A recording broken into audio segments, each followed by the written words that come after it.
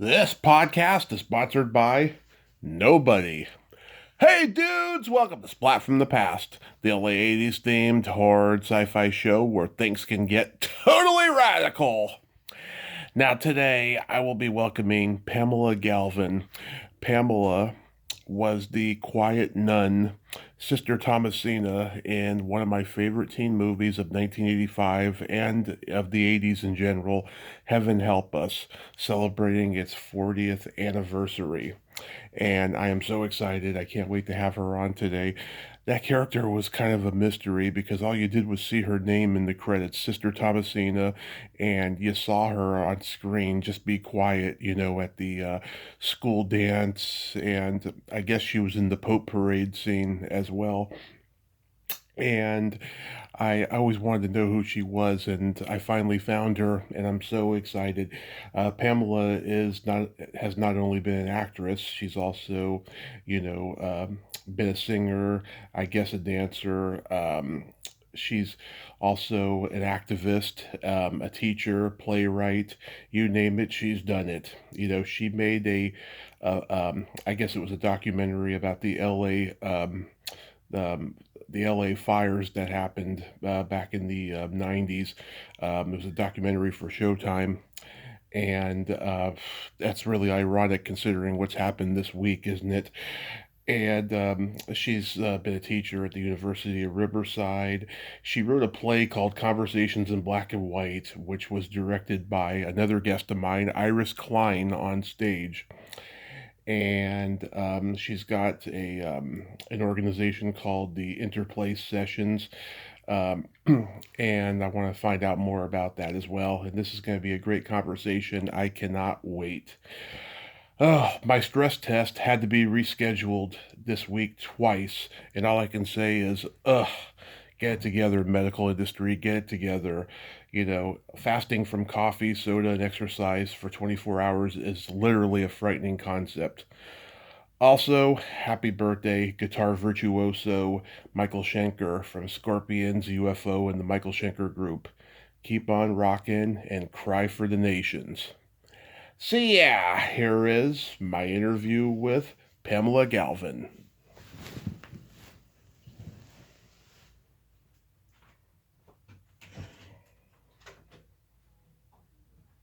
Hey Pamela, welcome to the show. How are you today? Thank you. I'm fine. How are you? I am fantastic. Thank you so much for coming on today. This is great. My pleasure. So, going back in time, did you gravitate toward acting early on in your childhood? Mostly music. I'm a singer also, but acting and singing, definitely. And then I took a fairly long break and then moved to New York and started again. Okay. Yeah, I saw a video on YouTube of you singing years ago. I guess it was called the Joshua Tree or something. Oh, yeah. A friend of mine put that up there. I can't believe it's still up there. Yeah. You have a beautiful voice, I have to say. Thank you. Thank you so much. Absolutely. Like, did you get training? Were you in the church choir growing up? I sang a bit in high school, and but I didn't sort of come from the kind of family that was able to do that kind of lessons and all that stuff. Yeah. And then when I got to New York, I started really studying seriously. And luckily, I did a lot of television commercials that paid for all the lessons. So that's how I got my start. Wow. Did you do any dancing? Some, yes, I did. Are you trained in all types of dancing? Mostly jazz. I did some ballet, because Hmm. during that period in New York, as you know, Yeah. everybody was doing everything. Yeah. You were taking jazz classes, ballet classes, voice classes, and acting classes. So I was doing all the same stuff. Yeah, people talk about how everybody does everything now, but back then there was no internet, so you didn't really know it. Oh, no, no, but you kept hearing triple threat, so you Yeah, wanted to be at least passable in all of the forms. yeah, exactly. Where are you from originally? I'm originally from North Dakota, Minnesota, and Michigan. Nice, nice. Those kind of a blue collar background. You could say that, yes. Yeah, you could say that. It was a pretty rough background, and I grew up in domestic violence and homelessness. So, what color is that? I'm not sure. Anyway, but I had a great mom, and she was sort of the salt of the earth and the backbone of the family. Oh yeah, I know what it's like to come from surroundings like that, and I've been homeless. I totally get it. Where Wow. are you from? San Mateo, California. Oh, huh. Yeah. But your area code. Where are you calling from now? Modesto. Oh, you are. Okay. So Yes. you're a West Coast person. Yeah. California boy, born and raised, sticking through, as I say. Wow. Wow. Yeah, California's having a pretty rough time. It is. It is. Did you get involved in school plays or community theater? I did a couple of school plays, no community theater, because I sort of went straight to New York. And when you were there, that's when you started studying with Sanford Meisner and Uta Hagen. Yes, yes. Oh, you've done your research. Oh yeah, well you sent me that that little resume Oh, bio. hello. Yeah, that's when I started studying with them and really became, madly in love with the theater scene in New York and just the theater community. Yeah, and like, did you have any classmates that would later go on to become successful? There was a guy in my Meisner class who was in Dead Poets Society, and for the life of me, I can't remember his name, but he was one of the students in that class, and but I can't really think of anyone else, to be honest. But it's been a long time. It wasn't Robert Sean Leonard, was it? No, no. Okay. Oh, I should have looked it up, but I can't remember. Yeah, and so you're in those classes, and they both had reputations for being great teachers, also very strict teachers too. Did you find Hmm. that to be so? Well, Uta was fantastic. Yes, she was very strict. Sanford Meisner was brilliant, and he was also very cruel. Yeah. And it was interesting because I was in his private professional class, and I went to Beckley for the 6-week program. I auditioned for him and got in and went to Beckley. And to be honest, I was his little darling for quite a while. But it was funny because when we all came back from Beckley to New York, Hmm. bunch of, there were about 16 of us, I think, in the group. And we went to a restaurant on the Upper West Side, Yeah. and Robert Duvall happened to be there, who had Wow. been in the documentary about Sanford Meisner. And so we approached him and said, oh, we're so excited. And, we just came back from studying with Sandy.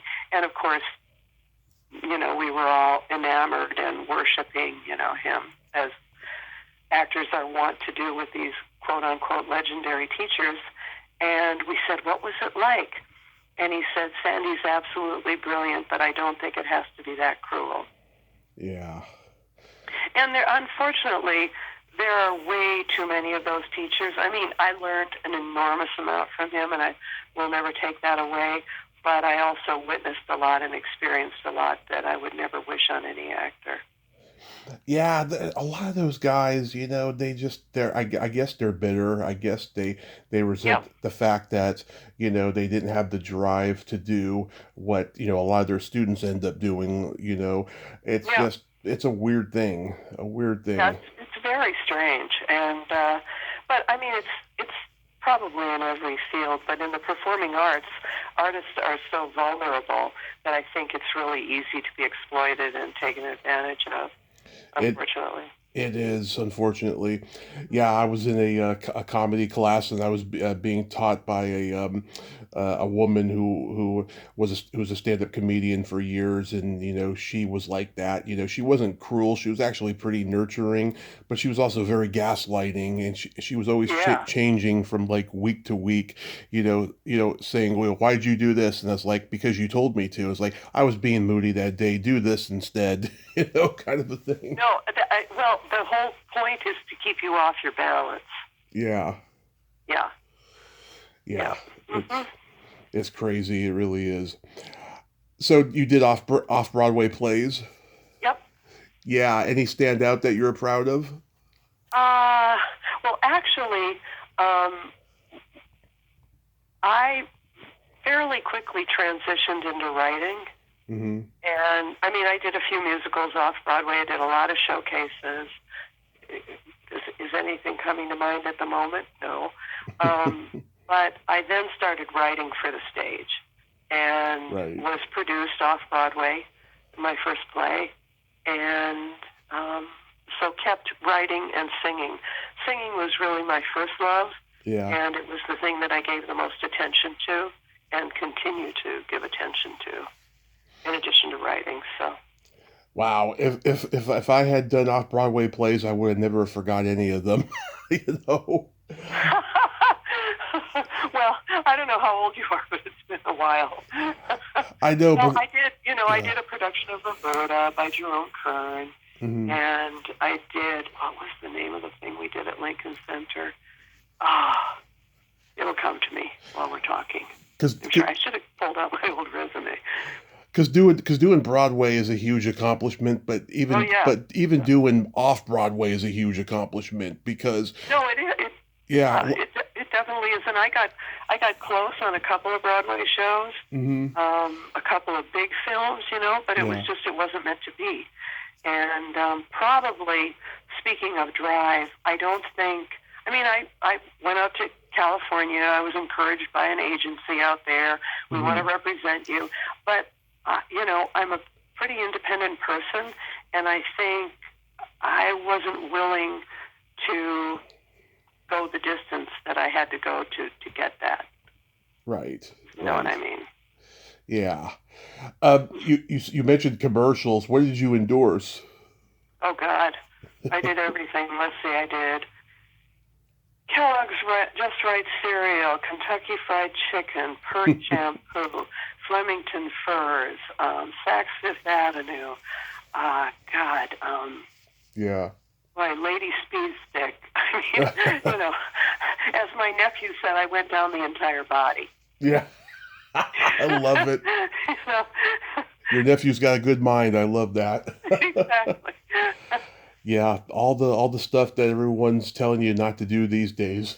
Oh, well, listen, but I didn't come from a family that had any money at all, Hmm. and as I said, my real focus was on studying music and studying classical music, Yeah. and boy, I was able to do that, and that was extraordinary. At what point did you start modeling? Right when I got to New York, Okay. when I think I was about 22, and I really did come from the wrong side of the tracks. And when I got to New York, all of a sudden, doors started flying open, and agents were giving me their cards, and it was like, I felt like I was in Disneyland. Hmm. Yeah. So did you do like, catalogs and like do any traveling internationally or anything? I did catalogs. I did runway. I was always the bride. Like I worked for bridal companies. I was a fit model for a while for Norma Kamali, for swimsuits. Hmm. Yeah, I did a lot of that, and some catalogs, some print for Macy's and things like that. Yeah, you have to be a pretty good height to be a successful model. I Hmm. I know a lot of actresses who started out as models, and because they were short, they didn't go too far. Yeah, yeah. Well, in those days, you had to be 5'7". I Hmm. think now you probably have to be about 5'10". Yeah, or even more than that in some Yeah. cases. Yeah. But yeah, you're doing all these different things, Yep. and then you come to be cast in Heaven Help Us. How did that Yep. happen? Just, my agent sent me up for the audition. I don't even remember. I was trying to remember who the casting director was, and I don't remember. But I was cast, as this nun, Yeah. which was pretty funny. And, yeah, so it was a bit part, but it was the first film, the first film break that I got. And so it was very exciting and fun. It was Jeremy Ritzer and Howard Fewer were the casting directors. Oh, Jeremy. Oh, wow. Yeah. Oh, thanks for the reminder. Yeah. Yeah, but but you didn't have any lines, did you? Like that were maybe cut out or something? I had lines that were cut out, but what happened is, and this was kind of fun, Hmm. the scene, was the two young, it was Andrew McCarthy, Hmm. and who was the young woman? Mary Stuart Masterson. No, because she was older. She played, but his kind of, they were dancing slow at I remember she was just beautiful, and they were so lovely. They were young, and they were dancing, and the sisters were sitting on the side of the, Of the dance. of the dance floor, Yeah. the gym, and the song, Smokey Robinson's song came on. Ooh, Now, baby, Ooh, baby. baby, baby. And Yeah. so in between takes, I started rocking back and forth and singing. Yeah. So Michael Dinner came over and said, "Oh, I want you to do that, do that bit." And then they shot it, and I thought more of it would be in the film, but it wasn't. But it was kind of fun. Yeah, because I always noticed you. You were the nun that was always quiet, and I saw the credit, Sister Thomasina, and it was always kind of a mystery to me, you know. And I thought, I thought at the end of last year, I was like, okay, in 2025, I want to talk to somebody from this movie again, but who? And I was like, okay, it's about time I found Sister Thomasina. Well, I'm glad you did. On a more serious note, I was Mhm. sad, sad, sad to hear that Michael Dinner lost his house in Oh, the he fire. did? Oh my God. At least that's what I heard. I haven't. I tried to see if I could find it confirmed, but I had heard that the other night. Oh, that's awful. Really tragic. He was such a lovely guy. Yeah, Um, so I'm sorry to hear that. yeah. So yeah, I've talked to Jay Patterson and Malcolm Denier and Stephen Jeffries and Dana Oh, you Barron. have. Yeah. Any memories of them? The only memories I have are of John Hurd Mhm. because he was hanging around, you know, me the whole time, Yeah. and and was very sort of what's the word, precocious, Yes. But I don't remember Malcolm or I remember Kevin. Kevin was Yeah. really sweet, and of course Donald Sutherland was very gracious and lovely and came and said hello and Yeah. was sort of what was really fun though was being dressed up as a nun because we shot on the Upper East Side. Yeah. I think on Fifth Avenue maybe at a school, and I remember coming out of wardrobe and having to walk maybe 2 blocks to the set. Yeah. And all these little kids, especially little boys, smiling and saying, "Hello, sister." Yeah. Not knowing, of course, that it was a film. I have never known an actress who played a nun and was innocent. No, never. Oh, God, no. I got a lot of ribbing from my friends at that point because given the fact that I was voted least likely to succeed in my high school, that was not something that anyone expected. Yeah, Jay told me him and John Hurd and Andrew McCarthy would go out drinking on Oh, yeah. nights off this, and he told me that they engaged in so much locker room talk. He says we would all be in jail today. Oh, yeah. Oh, yeah. Well, John would have gotten, a sexual harassment suit from me probably because every time I showed up on the set, he made it a point to come over and snap the back of my bra open. So I'd have to, What? yeah. Uh-huh. Oh God, I'm so sorry that you had to go through that. Oh well, I was a big girl. I just thought it was so silly, and he really wanted to go out, and I was not interested. So he just, did that every morning to greet me. Oh my God, that's so funny. Yeah, I was 10 the first time I saw the movie. It was on our local Oh, UHF station, all chopped up, and then I rented it, and then, I just fell in love with the movie. I was raised Catholic, so I could relate to the contradiction of, oh, you were. yeah, of the contradiction of promoting God and lusting over women, which I still Yeah. deal with to this day. I don't identify as religious, but I am spiritual. I wear a cross around my neck at all times, and Uh huh. my mom says that's why I survived my accident because, Oh, that's right. You said you had Tell me. Oh my God. I mean, what a blessing that you survived. I'm celebrating 10 years of it the week after next. Yeah, I Wow. mean, it was a night of drinking that just went wrong, and Uh huh. Oh yeah. it was awful, really awful. Well, good for you that you were able to change your life after that. Yeah, I'm so lucky to be alive right now. I really am. Oh, wow, that's incredible. Yeah, I have two sisters who have been in recovery for a very long time and had many close calls Hmm. until finally, their lives changed. Yeah, the so the dance introduction scene when Wally Shawn is doing his lust Yeah. speech, that must have been so hard not to laugh. He's so Oh good in my that. God. And I was such a now see, because of being a New Yorker and because of the theater and et cetera, I mean, I thought it was lovely that there were movie people there, but the fact that Wally Shawn was there and playing that role, and he was hilarious. He was just hilarious. Yeah, And it was very hard not to laugh at him. I mean it's hilarious when he carries off that kid in the confession booth. Yeah, I don't know I what that forgot kid. that. I don't know I what got that kid said. I don't know what he said, but he was like, "You little weasel." He just carries him off. as only Wally could say it too. Yeah. Oh my God! Oh, I should watch it again. It's been a very long time, and I probably should have watched it before we talked. But yeah, he was hilarious. But I mean, it was such a good cast when you think Oh yeah. about it, because there were a lot of really talented people there.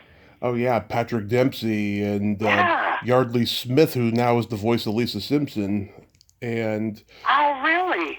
oh yeah, for 35 years she's been the voice of Lisa Oh Simpson. my God, I didn't put that together. And was it? I think the young woman was named Dana Barron. Dana Barron was Kevin Dillon's love interest. Oh, Yes, she was so beautiful. I had her on a few years ago, Did and you? yeah, it was kind of awkward. She just I don't know. I don't know. She gave me a weird energy, but I did enjoy interviewing Jay and what's his name, Malcolm. Steven's a little eccentric. Let's just say that. Oh, really? Yeah, I mean he did gay porn for a while in the '90s. Oh, yeah. Okay. I've interviewed porn stars. They're very eccentric like that. They're not like anybody. Yeah. No, yeah. No one you next. Well, maybe somebody you grew up with. Who knows? But yeah, I don't think I've ever, that I know of, met a porn star. Oh yeah, Oh. they are an interesting breed of people. How many of the people whom you have interviewed, Hmm. especially from this film, are still doing it? Well, Malcolm is still doing it. Jay is still doing it. Dana here and there and stuff. Someone told me recently that her health is not so good. I don't know what's up with that. But Steven, he's out of the business, but he does like the autograph shows, the conventions, Oh yeah, because he yeah. has such a huge following from Fright Night and stuff. But yeah, I mean, Andrew McCarthy wrote a book, a memoir about his life and stuff and he opened up about his alcoholism and stuff and Oh yeah, right, I remember yeah. that I, and John Hurt too was, I don't know if he got sober before he died. I have no idea. Yeah, I love when the guys go crazy over the girls being there at the dance, and you have that look. You have that look on your face, like, "Okay, boys, settle down." Okay, here we go. Here we go. Yeah. Well, it's really a.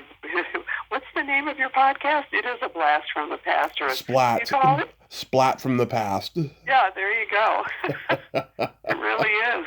I wish I had more memories of it, but I was very excited about it at the time, and thought, and at the time the cinematographer came over to me Hmm. and said, "Oh, you really have a great face for film.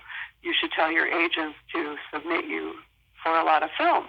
So, apropos what we were talking about earlier, I went to my agents and I said, "Look, the cinematographer, he's really wonderful and he's amazing, he's talented," and he said that you should be submitting, me for film. Hmm. And they said, "You know what? We'll decide what to submit you for if you don't mind." Yeah. I always say that Richard Marx song "Don't Mean Nothing" is true. It don't mean nothing what they say to you in Hollywood. Oh God, that is so true. Yeah. It's just absolutely. It's so, you know, it's so toxic, and I mean, there's a lot of great stuff, obviously, that come, and so many talented people. But boy, it's a minefield.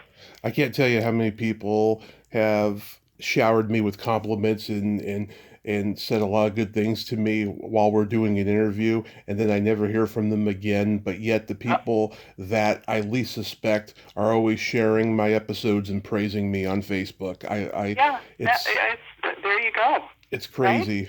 Well, as didn't they used to say they'll steal your hello?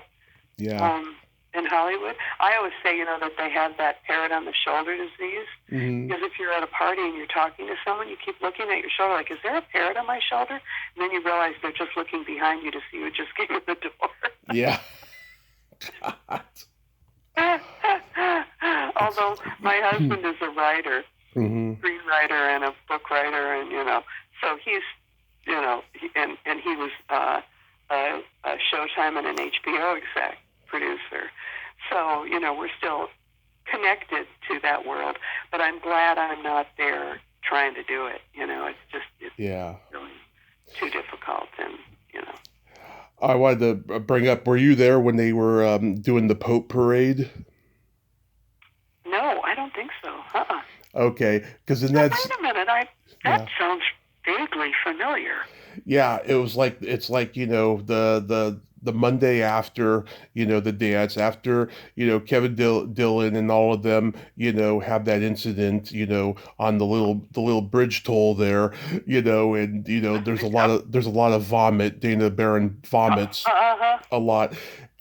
He Kevin Dillon goes over to Dana Barron to tell her he's sorry or whatever. She won't take him back, and then that older nun drags him off. Yes. Oh, God. Oh, the older nun. Who was that? I tried to look for who that Yeah, nun I'm was. trying to remember. Yeah, I don't know. Like you're the only one who's like credited on here as Huh. being one of the nuns. Yeah, it's weird. Well, hey. God only knows why. Well, God only knows why. Yeah. Did you go to like the wrap party or a screening for the movie? I did. I went to both. I went to the wrap party and I went to the screening. Yeah. Um, yeah. Was it fun? I'm sure, I feel so bad because honestly, and I don't have dementia, but I've had a long life and I've done a lot of things. And there were a lot of parties in those days. I do remember, though, Donald Sutherland at the wrap party giving like a really nice little talk, Huh? thanking everybody and being really a gentleman. I love it. And he was a very nice man. Yeah, there's a lot of great New York actors in the movie. Aside from Wally Shawn, there was Philip Bosco. Uh, Oh, Bill Bosco, that's right. yeah, Oh my gosh, I forgot he was in it. yeah, Oh, he's the swim teacher. yes, yes. Oh, he was terrific. Yeah, Christopher Durang was in there Yep, too. yep, yep. Yeah. Another writer. The guy who played Mary Stuart Masterson's father, who was like catatonic or dead, Jimmy Ray Weeks.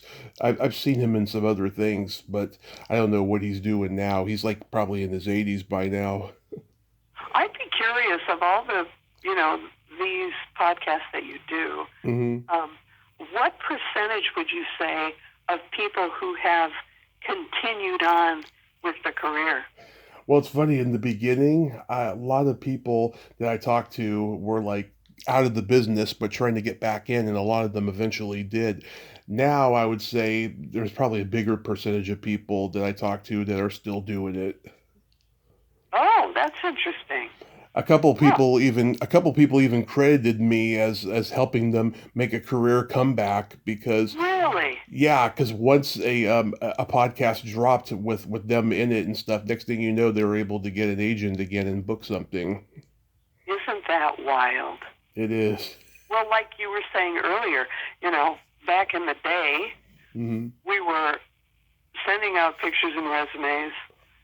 You know, we had an answering service. Yeah, I mean, it was it was old school. And yeah, now you can market, you can, you know, uh, and you can get on all these shows, you know, yeah. like the music shows and the, you know, so it's probably much more easy to access the gatekeepers than it was when we were doing it. Yeah, I see a time though in the future when gatekeepers are not going to be needed anymore because people are creating their own content and getting their own breaks, you know. Well, that's what's so great about technology. Yeah. And, you know, like my husband always said, I mean, because he teaches film at Columbia University in New York. Hmm. And, you know, these students are making films because they have access to the technology. Where, you know, when I was in high school, I made a film about Sacco and Vanzetti. Yeah. You know, and we had to get the film, and you know, and we had to scrape together our pennies. And in fact, Steve and I made a film also in L.A.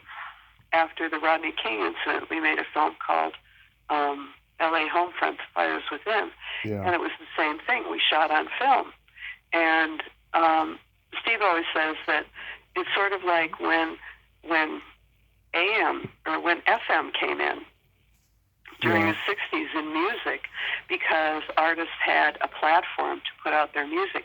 Before that, the gatekeepers were in charge. So I Right. think you're right. The less we have of the gatekeepers, the better, because it makes for an open forum for artists of every stripe. Absolutely. Absolutely. Now, your IMDb says that that was your only acting credit. Were you in other movies that maybe weren't mentioned? No, I did a few small, you know, indies. Hmm. Oh God, I did one in Minnesota in the mid '90s. That I can't, you know, I'm sorry, I can't remember the name of it. It's But I okay. didn't do much film. You know, I did a Yeah. couple of student films when I was in New York, Uh-huh. but not many.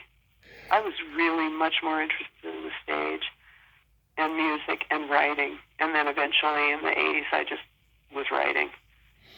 Yeah, so like in 1995, you know, you made LA Homefront, The Fires Within. Now, Yep. obviously, you know, LA has been through, you know, the horrible fires this week, but like 30 years ago, did you ever in your wildest dreams think it would be like in the place that it is now? No, no, never, never. I mean, I don't know why. My husband, actually, Steve and I lived in LA for a number of years, Hmm. and we bought a place outside of the city in Joshua Tree area as our sort of weekend spot. And there, I mean, we were in a huge canyon, and we were part of a 120 square mile wildfire. Hmm. And but it wasn't urban, you know, it wasn't. But still, it was a canyon that had never burned. Yeah. And I mean, even the day the fire started, I relate so much to these people because we were at home. We had a panoramic view 16 miles out from our house, and we saw Hmm. the smoke and the beginning of the fire. and never dreamed that it would make it to us. And within 2 hours, we were running for our lives. Mm-hmm. There were, now in that canyon, 62 houses burned. Our guest cabin burned, but our house did not. So having been through a wildfire and having lived in LA and been in those neighborhoods, had friends who lived in those neighborhoods, you get a false sense of security. And you also get a sense that, I mean, we were there when the Palisades Highland Fire started, and we were watching it from our friend's balcony in the Palisades. Yeah. But you get used to them putting it out. And this one, it was just, as it was in our fire, a perfect storm. Yeah. Santa Ana winds, hot, hot, hot, and dry, and a lot of vegetation from a couple of years of heavy rain. But what's truly heartbreaking is that I'm hearing these stories about the infrastructure not being able to support this fire, and why anyone who might be responsible for that would not have anticipated that there could have been one of these perfect storm fires. It's what we saw in Paradise, and now sadly in Los Angeles. But it's incomprehensible that that whole community is gone. I just can't even wrap my head around it. We had friends who lived interesting, a number of our friends who live there now live in New York again. Yeah. So, but we had friends who raised their daughter in the Palisades. In fact, one of my friends' daughter went to school with Katie Tur on MSNBC and was her soccer coach. Wow. He's an actor also, very interesting actor, and still working a lot in New York. And so I talked to their daughter the other day. We went back and forth by email, and she just, every memory from her childhood is wiped out. Yeah. And I feel for these people. It's such a heart-wrenching thing to go through. Yeah. Oh. I lived in Redding for 6 years, and in 2018, You did? in 2018, we were evacuated for a weekend, and the fire stopped at the strip mall across the street from our apartment. The fire was detained right there. So you know. And we were at my godparents' house the whole weekend, which I hated because my godparents are very elite and conservative, and we're not. My mom admits she made a mistake there, you know. Well, you know. But parents do the best job they can. Sometimes, yeah. But I seriously think that's why I have a lung infection today, and I think that's also just that was the reason why one of the reasons why we moved out, and I came over here because, yeah, I mean, Redding is full of fires, and they've gotten worse since we left in June of 23. They've gotten much worse. Well, climate change, you know, that people just keep ignoring, you know. Yeah. That's why it's so stunning that there wasn't more infrastructure in place to take care of this. Yeah. You know, it just doesn't make sense because, as you know, did you ever live in LA? You must have. I wanted to at one point, but it didn't happen, sadly. Well, the Santa Ana winds. Do you get the Santa Anas in Redding? I think so. Yeah. Those winds, you know, you can't, those big scoopers, you know, the big planes that put out the fires, can't go up on windy days. So how there couldn't have been some backup system in place, but it's a sad, sad way to learn the lesson. But we all have to start even more so paying attention and really, really push resolutions to this, because this is just devastating. And I just, from an economic standpoint, I'm hearing that it'll be over $50 billion. God, I know. Yeah. It's awful. Yeah. So yeah, I think that the fires are just, oh my God, just truly awful. And I really do suspect that, this was an arson, and allegedly Yep. someone got caught recently. Oh, really? Yeah, See, that I kept saying that to my husband. This has to be arson. yeah. 7 fires. I mean, yes, the Santa Anas were blowing. Yes, the ash was blowing and the embers, etc. But this just doesn't seem realistic. The Sunset Fire, which my husband and I lived in Laurel Canyon when we lived in LA, Uh-huh. and we were just holding our breath because that whole canyon is filled with huge eucalyptus trees, and eucalyptus trees are highly flammable. So we just thought, well, that's going to be gone. But luckily, they got that one controlled. But yeah, oh God, what a horrible thing! It What a is. horrible thing for someone to do intentionally. Did you teach at the University of Riverside? You know what? Interesting. After the fire Mm-hmm. in the high desert, my husband and I had just renovated the house. We had 20 acres and a ranch that, as I said, was our weekend place. And he had just been hired at Columbia University, so we were going back to New York. And the fire, I said, well, I can't leave because our house didn't burn, only the land and the guest cabin. So I was lucky to get a grant, actually through the generosity of Cameron Diaz, and I was given a staff position at UC Palm Desert Graduate Center, and I started a writers program for high school students. We deployed MFA students across the Coachella Valley from Mecca, California, where new Americans come in and start their lives, all the way through Indian Wells, where presidents go to retire, Mm-hmm. and La Quinta, and Palm Desert, and Rancho Mirage, and Palm Springs, and North Palm Springs, and Desert Hot Springs. So we had 400 students in the program, and I think I had about 20 teachers. And I created the program. I wrote the syllabi and trained the teachers in a process that was based on something I learned in the city of Los Angeles when we were living there, and I had decided that I was going to write and not pursue acting anymore. I have been involved in social justice most of my life, Mm-hmm. from a very early age, and had trained at the Martin Luther King Center for Nonviolent Social Change in Atlanta around grassroots organizing. So after the Rodney King incident and the OJ verdicts, Yeah. the city of and the riots, the city of Los Angeles decided to implement a program called Days of Dialogue that sent facilitators out around the city Mm-hmm. to facilitate dialogue around race and around the social issues that were pressing the city at the time. So, and because I've been involved in that kind of work, in fact, that's how I met my husband. It was actually a blind date, but I wanted to make a film. I wanted to make a documentary about race in Los Angeles and different families.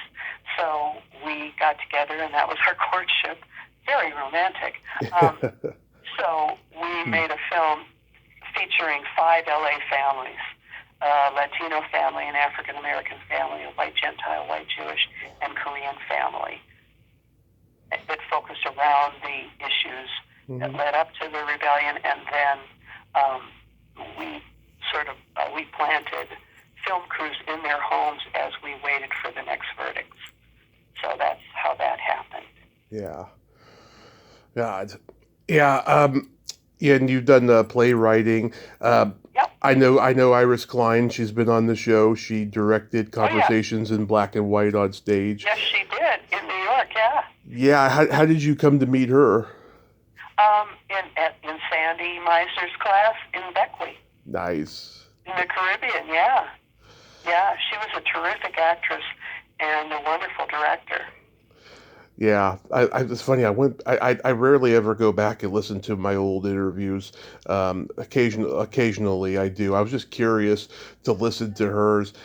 Man, I forgot. It's funny. There's certain interviews where I remember a person's demeanor and what stands out and stuff. I forgot that at the very beginning of that interview, she didn't sound very enthusiastic. But then by the time I asked question number two or three, she was all in for the next hour. It was Uh, fantastic. oh, that's interesting.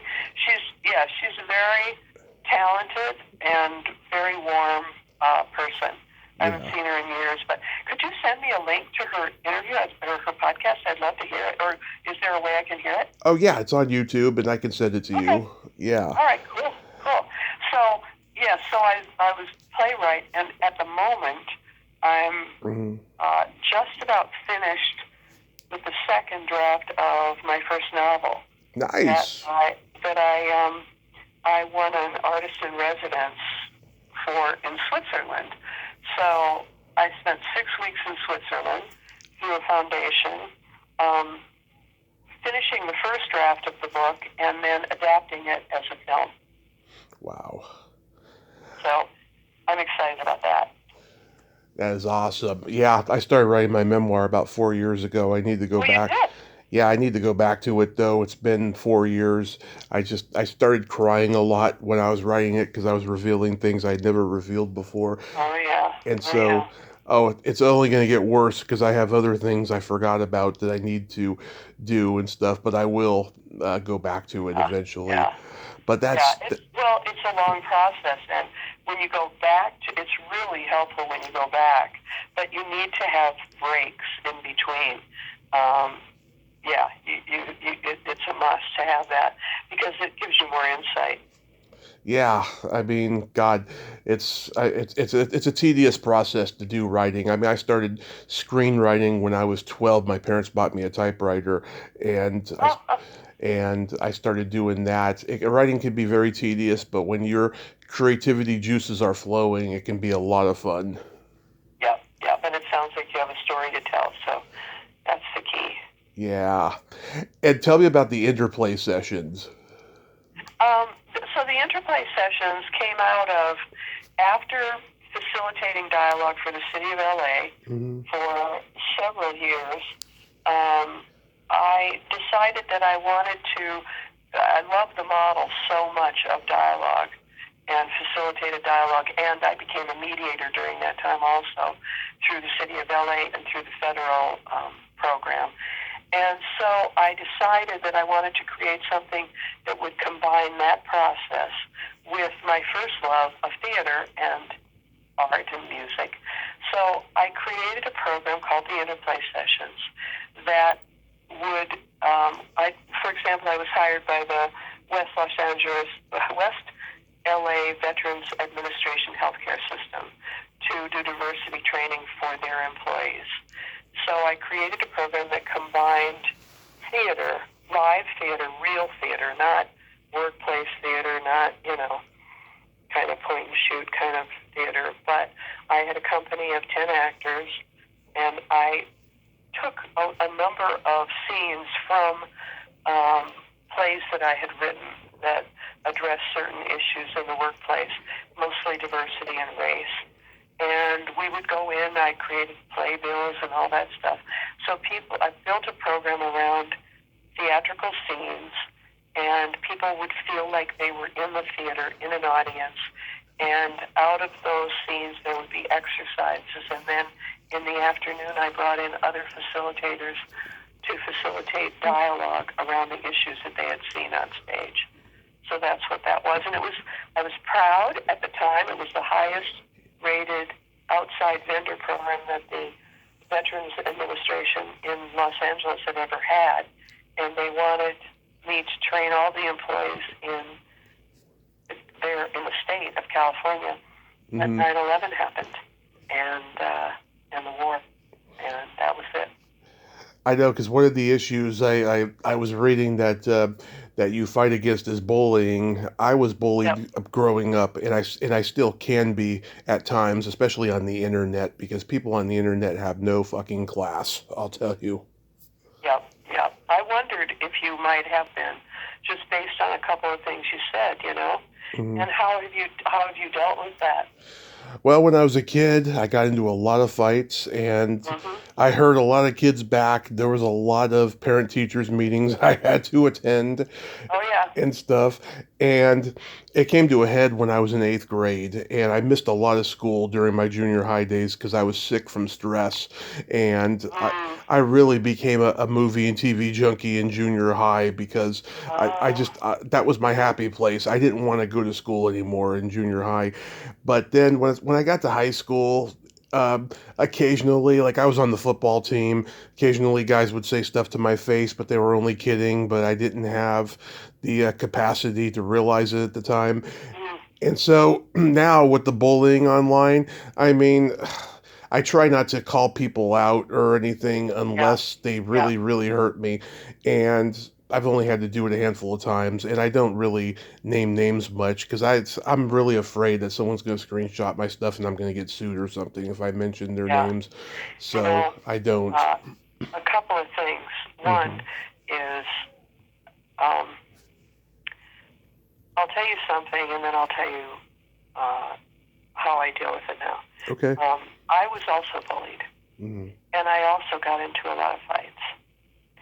And my career was on the rise in New York when I was in Sanford Meisner's class, and Sanford Meisner assaulted me. Oh God. God. He hit me across the face. He ruptured the cartilage in my jaw, Hmm. and I went into a very deep depression, and I pulled away from my career. So, and that led to me doing a lot of the work that I do, and I worked a lot with kids. And what I tell kids and what I will tell you Hmm. is that until I was 40, my childhood ruled me, but now it serves me. Because the Yes. kinds of things you learned when you survived that bullying gave you skills and a certain sensitivity that probably is why you're good at what you do now. Yes. Why did he do that though? What happened was, and I had been his darling. I Yeah. could do no wrong. And Stanford always set up a class that was very competitive Yeah. Oh, they all against did. each other. Yeah, Yeah. they all did. And so, like, he would do, this is actually something he did. Someone in the class said, Sandy, when do we get to do Shakespeare? And he'd say, you're not good enough to do Shakespeare. We're not going to do Shakespeare. And then he would give me a Shakespeare monologue. And what happened was the classroom started getting really intense in our second year. And he would whisper things to the guys, and the guys were becoming very aggressive with the women in the class Right. during the exercises that were really emotionally heightened. And one of the guys got very aggressive with me. Now, I grew up being beaten up by my father. And my Sorry. father died a homeless vagrant. So when I said I'm independent and I'm a tough cookie, so I looked at Sandy and I said, Sandy, this isn't acting. This is combat. And after that, my close friend in the class said, oh, Pam, he's coming for you, because I was his darling.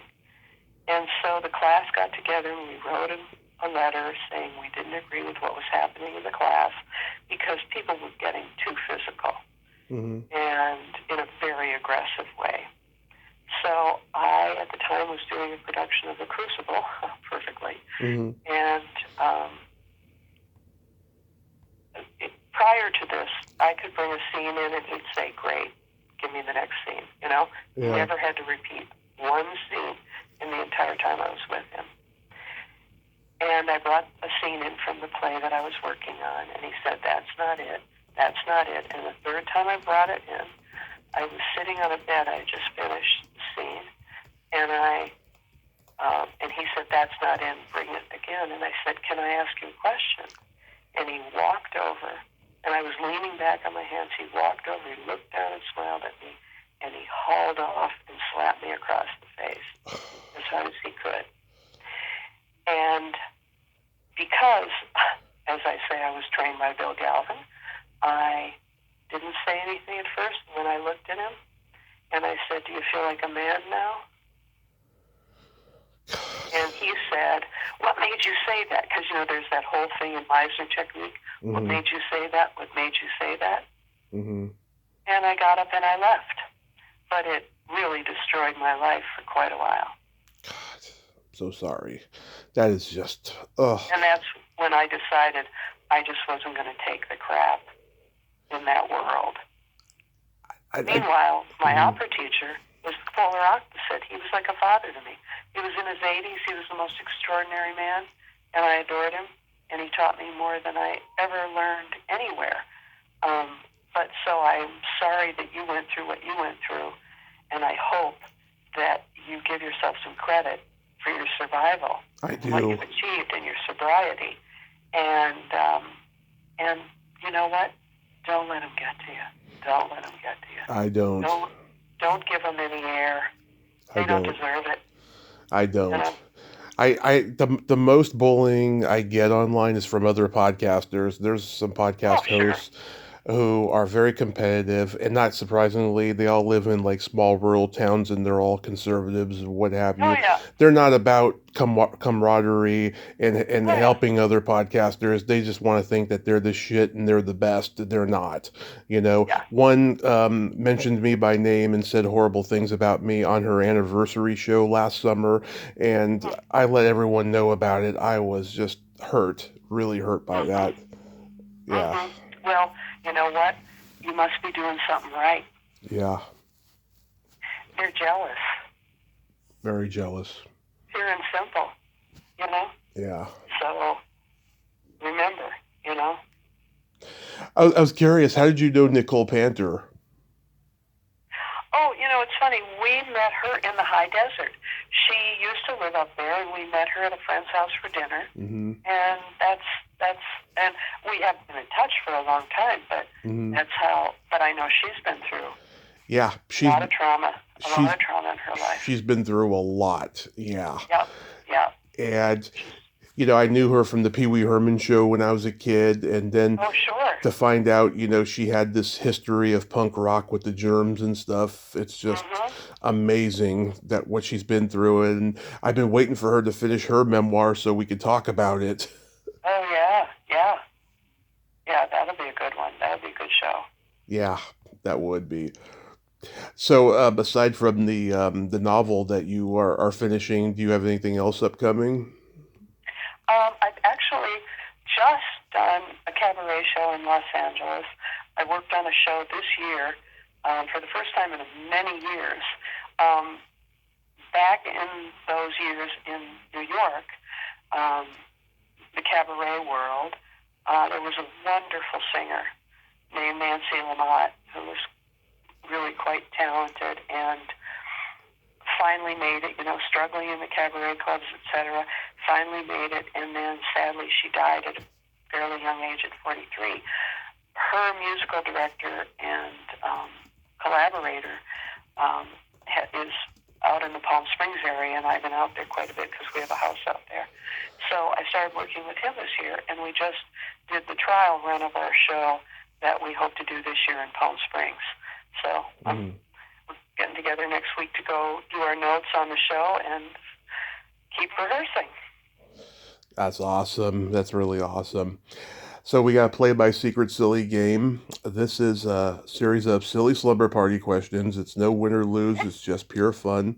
And how the game works is I ask you the question, you answer it, and then you ask me the exact same question and I answer it. And feel free to comment on the answers because they might be funny. Okay. Pamela, are you ticklish?